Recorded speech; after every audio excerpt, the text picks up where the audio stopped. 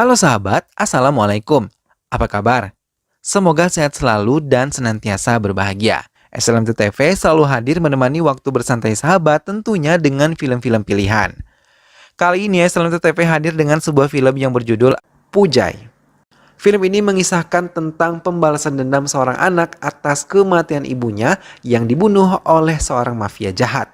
Ia pun berjuang mati-matian dengan kekuatannya untuk menghabisi mafia yang telah membunuh ibunya. Tanpa berlama-lama lagi, langsung saja kita simak ini dia alur ceritanya.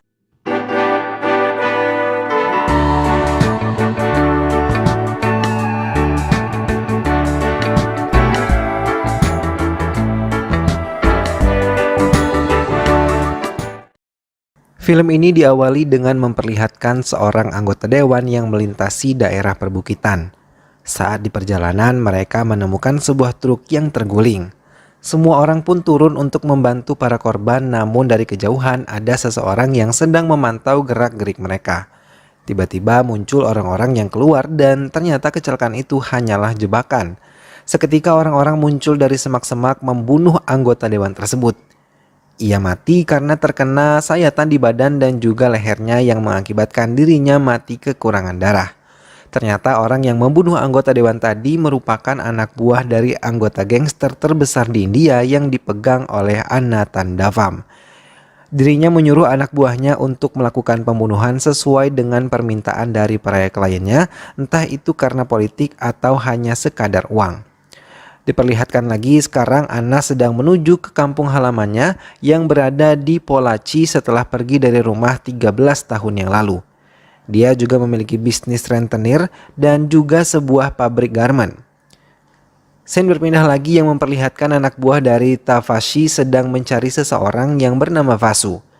Para preman itu mencari Vasu karena mereka disuruh oleh Tavasu yang tidak suka Vasu karena membuka bisnis peminjaman uang. Kemudian salah seorang preman memegang bahu dari Vasu yang preman itu tidak tahu menahu kalau itu adalah Vasu. Vasu menghajar orang tersebut yang membuatnya terpental.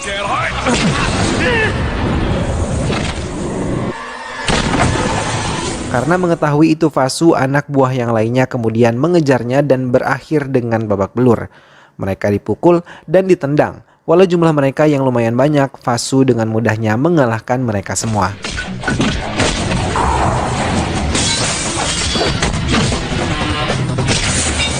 Keesokan harinya, Vasu dan anak buahnya sedang berjalan-jalan di mall. Di sana ada sebuah keributan yang menarik Vasu. Keributan itu disebabkan ada seseorang pria yang sedang ingin mengungkapkan perasaannya ke seorang gadis cantik bernama Divya. Namun Divya menolak pria tersebut dan pergi dari situ. Vasu yang melihat kejadian itu pun mengejar wanita tadi dan saat bertemu ia malah langsung memarahinya karena sikap Divya yang kurang baik dengan pria tadi. Divya kemudian menjelaskan kepada Vasu yang akhirnya memojokkan dirinya. Karena tahu alasannya, Vasu kemudian memuji-muji Divya dan meminta maaf kepadanya. Kemudian di tempat lain, orang suruhan dari RJ Export yaitu Raj Shekhar menyuruh anak buahnya untuk menemui Anna Tandavam dan meminta Anna untuk membunuh seorang polisi yang bernama Siva Kozundu. Karena jika polisi ini mengendus perbuatan mereka, atasannya akan ditahan. Anna akhirnya setuju dan saat itu juga Tandavam menyuruh anak buahnya yaitu Sundaram untuk mencari semua informasi tentang polisi Siva Kozundu. Scene berpindah ke pasar yang memperlihatkan Divya dan satu temannya sedang mencari bahan makanan untuk dibeli. Di situ Divya bertemu lagi dengan Vasu. Saat melihat kedatangan Divya, Vasu mempersilahkan Divya duduk dan mereka pun semakin akrab. Semenjak pertemuan di pasar, Vasu dan Divya juga sepertinya mulai menyukai satu sama lain. Di lain tempat, Sundaram sudah mengetahui informasi tentang polisi Siva Kozundu. Mereka mengetahui kalau setiap 2 kali dalam sebulan, polisi Siva Kozundu akan menonton film di bioskop dengan istrinya pada hari Sabtu. Tandavam kemudian menyiapkan rencana yang akan dijalankan oleh anak buahnya dan Tandavam juga memerintahkan anak buahnya untuk tidak membunuh istri dari polisi itu apapun alasannya. Di saat yang sama, Vasu dan Divya juga akan menonton film di bioskop. Saat sedang menelpon Divya dan memberitahukan kalau ia sudah datang, Divya menyuruh Vasu untuk menunggu di dalam. Pada saat Divya sampai di parkiran, anak buah dari Tandavam yaitu Sudaram sudah bersiap-siap menunggu kedatangan polisi itu. Dan tanpa disadari, Sudaram sedang membelakangi pintu mobil Divya. Karena tak bisa keluar, Divya kemudian menelpon Vasu dan memberitahu kalau akan ada sesuatu kejadian di sana. Tepat pada saat polisi tersebut datang bersama istrinya, ia dihampiri oleh seseorang yang sujud di kaki polisi itu dan menarik kaki polisi yang membuatnya langsung terjatuh hingga kepalanya terbentur di aspal.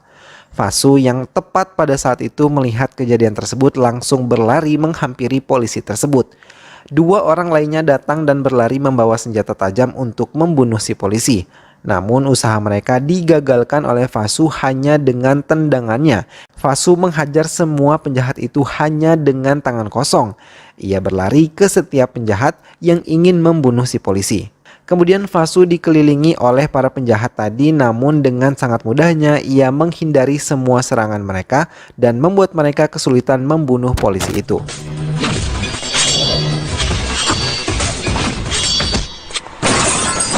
Usaha Vasu berhasil. Ia membuat semua penjahat itu melarikan diri meninggalkan polisi dan juga Vasu di sana.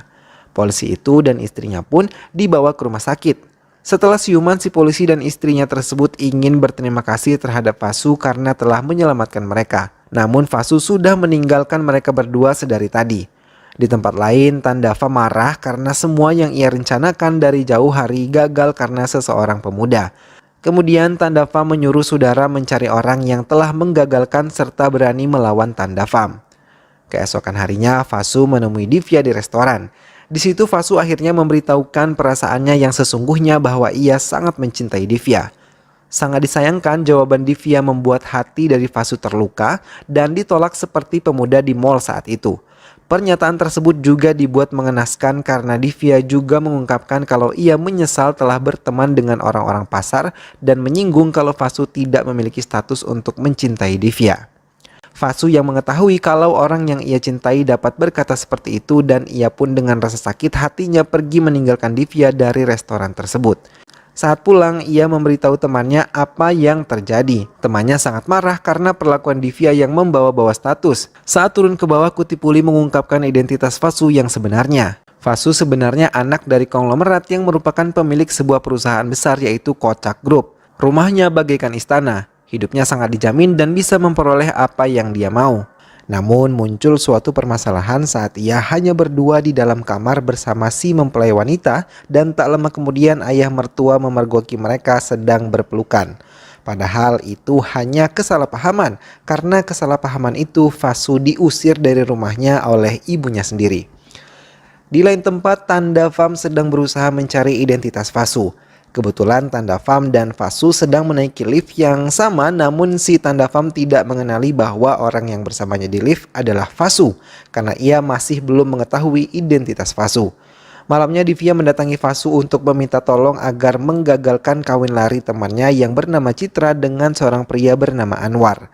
Awalnya Vasu enggan membantu karena perkataannya yang menyakiti hatinya. Namun saat dijelaskan orang tuanya Citra, Vasu akhirnya mau menggagalkan kawin lari tersebut dan ia bergegas menelpon temannya untuk mencari ke semua stasiun terdekat. Bukan hanya temannya saja, ia juga menghubungi setiap orang yang ia kenal di setiap wilayah untuk membantu mencari keberadaan Citra dan juga Anwar. Tak lama kemudian Vasu menemukan Citra dan Anwar di sebuah stasiun dan langsung memarahi mereka sebab ia tahu bahwa jauh dari orang tua itu sangat menyakitkan. Vasu juga mengatakan tidak salah untuk mencintai tapi harus dengan logika dan juga etika. Karena perkataannya bukan hanya Citra dan Anwar saja yang sadar, tetapi Divya juga dan Vasu pun mengantar pulang semua ke rumah masing-masing. Begitu sampai di rumah, Divya mengaku kepada ibunya kalau ia mencintai Vasu dan ibunya pun tak melarang anaknya untuk mencintai seseorang. Keesokannya Vasu disuruh pamannya datang ke kantor Pilamedu untuk menandatangani sebuah dokumen. Vasu pun kemudian datang ke kantor itu dan di sana ada anggota keluarga lainnya dan mereka sepertinya masih tidak suka dengan Vasu akibat kesalahpahaman yang terjadi. Divya menelpon teman Vasu yaitu Kutipuli. Kutipuli memberitahu status Vasu kalau ia adalah anak konglomerat dan Divya pun hanya bisa terdiam. Vasu pun masuk ke kantor tersebut beserta anggota keluarganya yang lain. Dan setelah menandatangani kontrak tersebut, Fasu langsung pergi tanpa ada satu kata pun yang keluar dari mulutnya. Saat pulang, Citra mengatakan kepada Fasu bahwa Divya mencarinya untuk mengatakan bahwa dirinya juga mencintai Fasu. Fasu pun sangat senang mendengarnya dan segera menemui Divya di rumahnya. Setelah beberapa hari melakukan penyelidikan tentang Fasu, akhirnya Sundaram menemui Fasu yang sedang asik mengobrol di sebuah kafe. Salah seorang preman langsung mendatangi Fasu dan bertanya, "Siapakah Anda?" Karena Fasu sudah mencurigai preman tersebut, ia langsung menendangnya hingga tersungkur. Teman-teman dari preman itu pun datang dan membantu temannya walau mereka berjumlah banyak, namun Fasu berhasil mengalahkannya satu persatu. Awalnya Sundaram ingin ikut menghajar Fasu, namun ia mengurungkan niatnya karena si pemilik kafe sedang menelpon polisi. Besoknya, Tandavam sedang membuat rencana untuk mempermalukan keluarga Fasu dengan menampar pamannya di depan umum. Tamparan ini membuat seluruh anggota keluarga Fasu menangis karena sudah dipermalukan. Kemudian ibunya Fasu menelpon Fasu dan memintanya untuk segera pulang. Fasu sontak terkejut dengan perkataan ibunya karena ibunya yang telah lama membencinya meminta Fasu untuk segera pulang. Hal ini karena ibunya telah mengetahui kejadian sebenarnya dari Durga. Kalau itu semua sebenarnya murni kesalahan Durga. Sesampainya di rumah, semua anggota keluarganya nampak sedih. Ia pun bertanya apa yang telah terjadi. Setelah adik Fasu memberitahunya dan ibunya meminta Fasu untuk mematahkan tangan yang menampar pamannya, saat itu juga Fasu langsung pergi ke rumah Tandavam dan mencari siapa yang telah menampar pamannya.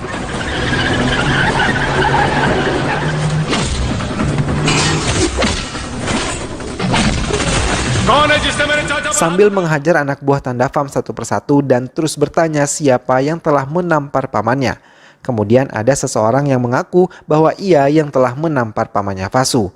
Kemudian ia langsung menghajar orang tersebut secara brutal dan ia pun mematahkan tangannya.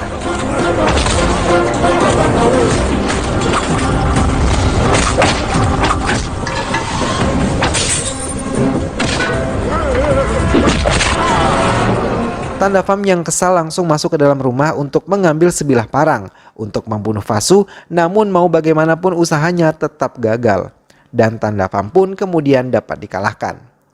Tak lama Sundaram datang dan memberitahukan ke Tandavam bahwa dialah orang yang kita cari selama ini. Karena merasa telah dipermalukan, Tandavam merencanakan kembali untuk membunuh Fasu. Kejar-kejaran pun terjadi dari ujung danau hingga ke tengah kota.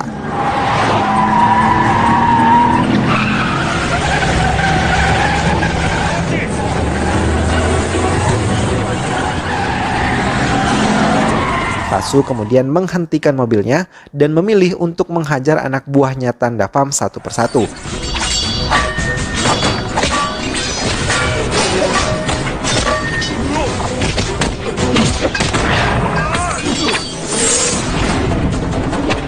Semua anak buahnya dibuat keok oleh Fasu dan mereka dipukul, ditendang hingga tak bisa berbuat apa-apa. Tandavam pun mencoba melawan Fasu namun ia juga dibuat babak belur olehnya hingga dirawat di rumah sakit. Divya yang kebetulan sedang menaiki bus umum merekam semua kejadian tersebut dan mengirimkannya kepada teman Divya yaitu Ramya.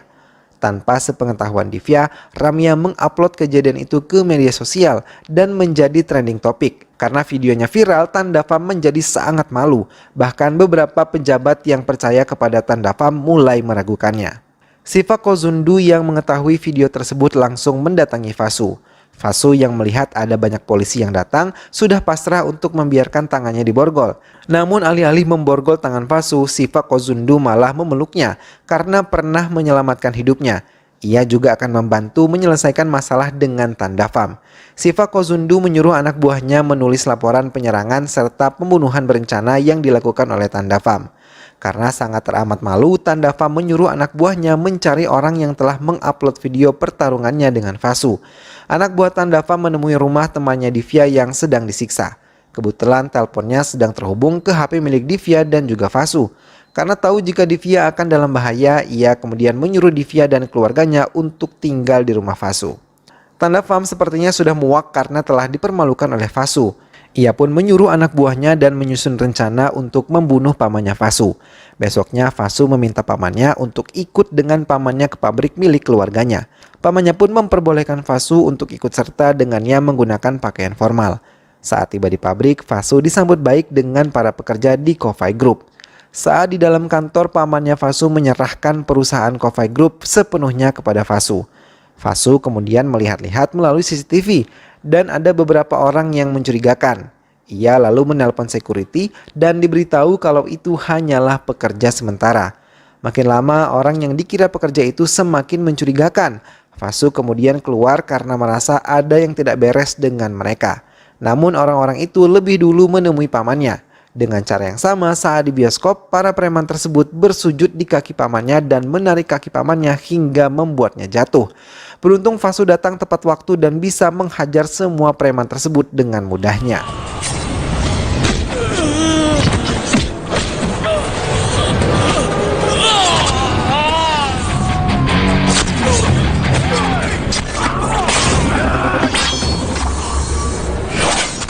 Karena Fasu mengetahui siapa dalam rencana pembunuhan ini, ia kemudian menemui Tanda Pham yang masih dirawat di rumah sakit. Setibanya di ruangan Tanda Pham, Fasu langsung memaki-maki Tanda Pham dan akan memenjarakan Tanda Pham jika ia masih mengganggu keluarganya. Tanda Pham yang mendengar hal tersebut merasa tertantang dan mengancam balik untuk membunuh keluarga Fasu. Scene berpindah ke rumah Fasu. Terlihat ada banyak sekali kenalan Fasu yang merupakan gangster-gangster yang ia kenal. Para gangster ini berniat membantu Fasu membunuh Tanda Pham, namun Fasu menolaknya. Akhirnya para gangster ini meminta Fasu menghubungi mereka jika membutuhkan bantuan. Kemudian terlihat Fasu Divya datang ke kantor polisi. Fasu masuk ke dalam untuk menemui polisi Siva Kozundu sementara Divya menunggu di dalam mobil. Tiba-tiba Divya melihat orang yang saat itu ingin membunuh polisi Siva Kozundu. Divya pun mengikuti orang tersebut yaitu Sudaram sembari menghubungi Fasu. Kemudian Fasu pun ikut mengejar Divya dan diikuti oleh polisi Sivak dan rekannya. Awalnya Sudaram tidak mencurigai Divya, namun ia dikagetkan oleh kedatangan Fasu yang berlari dari kejauhan. Sontak Sudaram pun berusaha kabur dari gang tersebut, namun ia berhasil ditangkap oleh polisi Sivak. Sementara itu, scene memperlihatkan orang yang bersama Nares, anak dari seorang kolektor yang dibunuh oleh suruhan Tanda Pham. Nares berniat menemui Fasu untuk meminta balas dendam ke Tanda Pham. Ia kemudian mengikuti Fasu dan berhenti di sebuah kafe. Fasu yang sudah curiga dari tadi meminta temannya untuk membawa Nares ke belakang kafe. Fasu pun bertanya apa tujuannya dan apakah dia orang suruhan Tanda Pham. Nares pun menjelaskan kalau dia bukanlah orang suruhan Tanda Pham dan ia malah ingin membunuh Tanda Pham karena telah membunuh ayahnya. Tetapi Nasu menyuruh Nares pulang dan merawat ibunya. Besoknya terdapat sebuah festival di sana. Semua anggota keluarga Fasu datang ke sana untuk memanjatkan doa. Sementara karena situasi dirasa kondusif, Divya dan keluarganya memilih untuk pulang ke rumahnya. Namun pada saat di perjalanan pulang, Divya dihadang oleh sebuah truk dan hendak dihancurkan oleh ekskavator. Beruntungnya mereka berhasil kabur dan menghubungi Fasu. Fasu beserta polisi Sivak mendatangi lokasi yang disebutkan Divya dan Fasu pun berhasil menyelamatkan Divya. Di tempat lain, semua anggota keluarga Fasu sedang berdoa. Namun, tepat di belakang ibunya, Fasu terdapat istri dari Tanda Pham yang berhasil menusuk ibunya Fasu. Kejadian tersebut membuat Tanda Pham senang dan Fasu merasa terpukul. Ia juga sangat teramat terpukul karena ibunya telah tak bernyawa lagi dan menyalahkan dirinya sendiri. Besoknya, Fasu meminta izin ke polisi Siva Kozundu untuk menghabisi Tanda Pham. Fasu mencari Tanda Pham hingga ke Patna. Ia disambut Nares dan juga teman-temannya. Fasu pun tiba di tempat ayah Tanda Pham dan membawa uang 5 laks sebagai uang muka. Kemudian 50 laks lagi sebagai uang bayaran, lalu ia memberitahukan kalau dia ingin ayah Tanda Pham untuk menghabisi seseorang yang tak lain dan tak bukan adalah Tanda Pham itu sendiri. Sontak ayahnya tertawa, kemudian Fasu membantai semua anak buah ayahnya Tanda Pham dengan sangat brutal.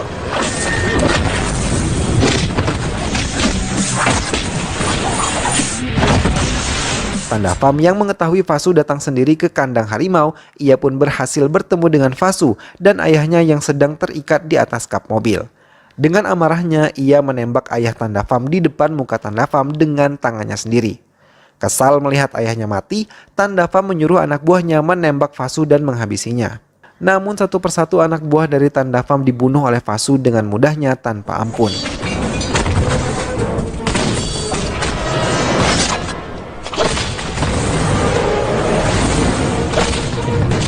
Sekarang hanya tersisa Fasu dan tuannya seorang. Pergulatan satu persatu terjadi. Walaupun Tandafam dibantu oleh parang di tangannya, ia tetap saja bukan tandingan dari Fasu. Fasu melompat ke arah Tandafam dan menggulingkan beberapa kali yang membuat parang di tangan Tandafam terlepas. Kemudian Fasu memukul serta menendang Tandafam hingga ia terjatuh. Ia juga mematahkan tangan kanan Tandafam. Sebelum ia menghabisi Tandafam, ia menangisi kepergian ibunya yang dibunuh oleh Tandafam. Kemudian tanpa basa-basi lagi, dirinya langsung melompat dan membuat Tandafam terbunuh akibat parang yang ditusukkan oleh Fasu. Tidak lama kemudian polisi Sifak Kozundu datang dan menembak mayat Tandafam berkali-kali dan datang untuk melindungi Fasu. Kemudian film pun selesai dengan keberhasilan Fasu membalaskan dendamnya dan ia pun hidup bahagia dengan Divya.